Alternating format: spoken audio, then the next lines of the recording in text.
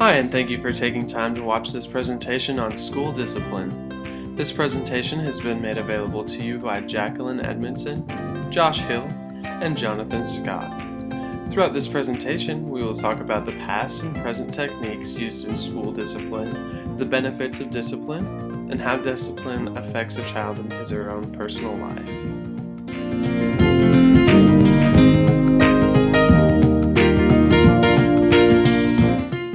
Throughout the history of education, corporal punishment, defined as physical punishment, such as spanking, inflicted on a child by an adult in authority, was definitely the most common form of discipline.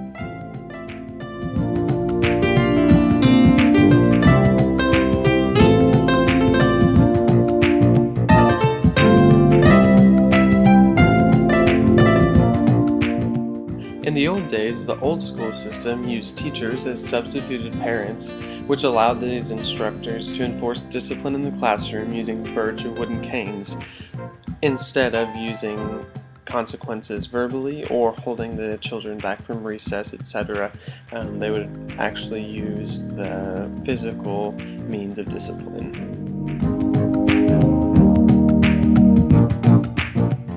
Unfortunately for the children of the 17th and 18th centuries, these practices were very common in the school. The punishment was administered, and it was found to be the best disciplinary option to the teacher, even if the student was the one that suffered the consequence.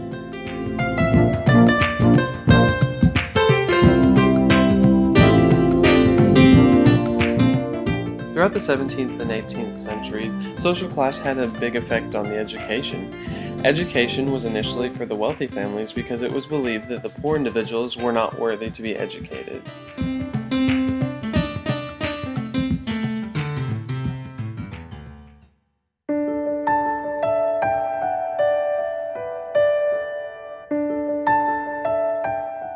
Unfortunately, many times, instruments of punishment used were very harsh. The leather strap, which was introduced in the 1850s, along with the hickory switch, a narrow branch of greenwood, often cut by the student who was in trouble.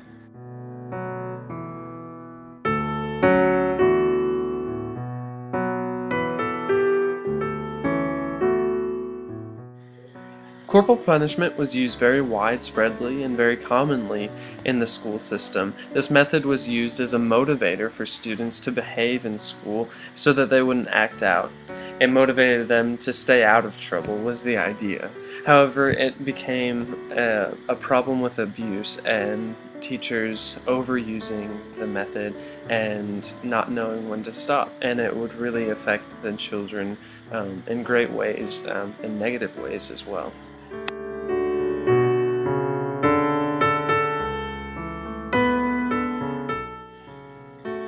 As parents became more aware of the disciplinary actions that were taking place in the school, many parents chose not to send their children to schools where disciplinary strict regime was a big factor in the daily schedule and the daily lives of the students in these types of schools.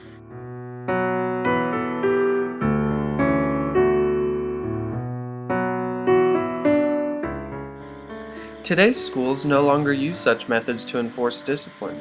Corporal punishment as compulsory education was abolished in many countries and replaced for more positive, more effective and reasonable methods of discipline that were more agreeable to parental view by reinforcing good behaviors or attending to misbehavior by revoking recess privileges, detention, suspension, or expulsion of the student from that school.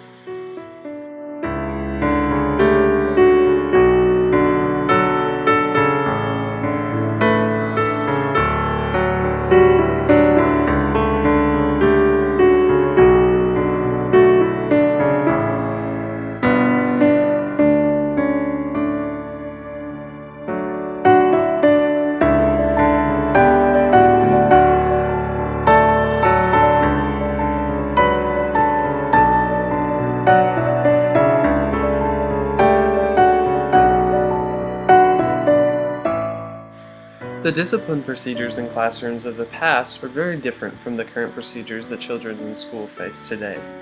Studies have shown that there are several reasons that children act up in school. These might include thinking that teachers don't care, not wanting to learn in school, and not understanding the importance of school.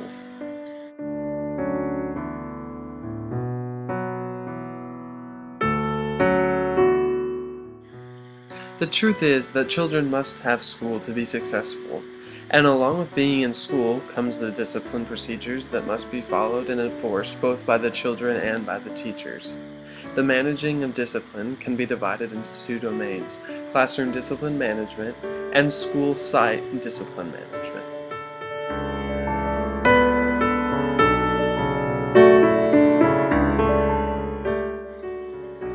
Classroom discipline management is when a teacher can structure the classroom unaided. School site management is when teachers are more dependent on outside help from colleagues and the discipline factors.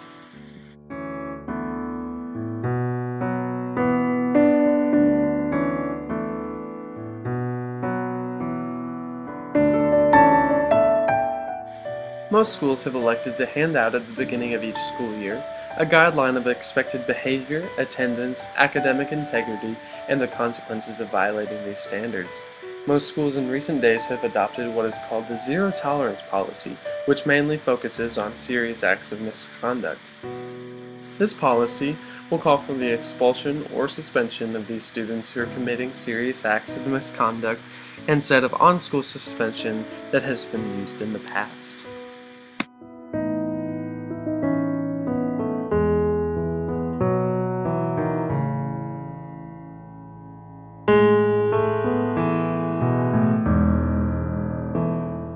Another big issue that has been highly scrutinized and studied is that of corporal punishment in the school in the 21st century. There are many contrasting views on whether or not schools should be allowed to enforce corporal punishment in schools today.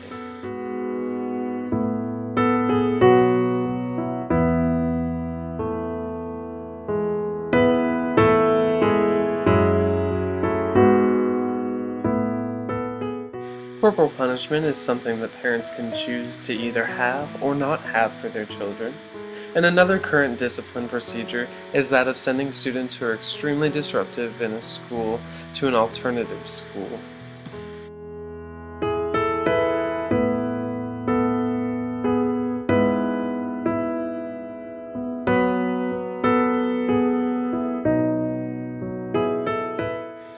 These alternative schools that we talked about intend to provide an atmosphere that might be more suitable for the disruptive children to learn.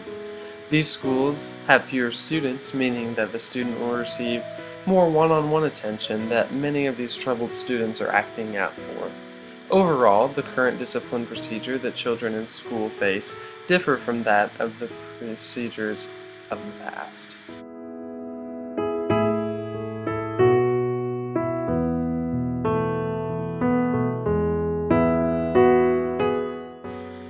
Discipline procedures have been in place since the beginning of the classrooms. As we spoke, the procedures that were used in the 17th and 18th centuries were a little bit more harsh than the ones today. However, they have been in place. The discipline in classrooms set the tone for a child for the rest of his or her life.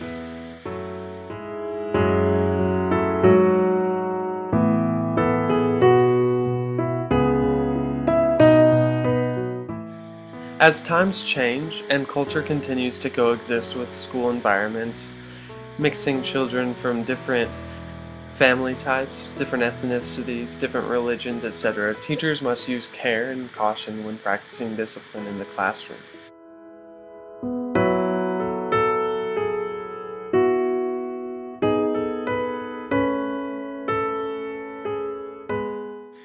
According to John Locke, children are not born with bad behavior.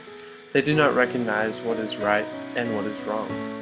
Locke says that children come into this world with a clean slate, and it is up to the parents, teachers, and culture to put on the slate the right thing instead of the wrong. This is where discipline in the classroom becomes very vital.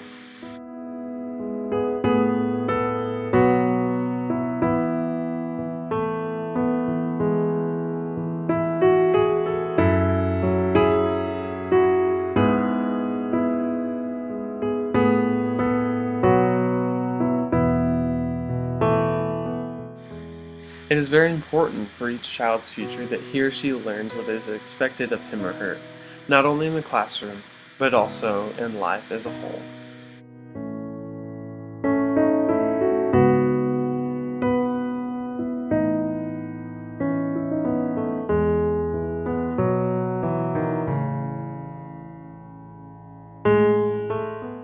A child soaks in so much information about anything and everything in school, especially social culture and values.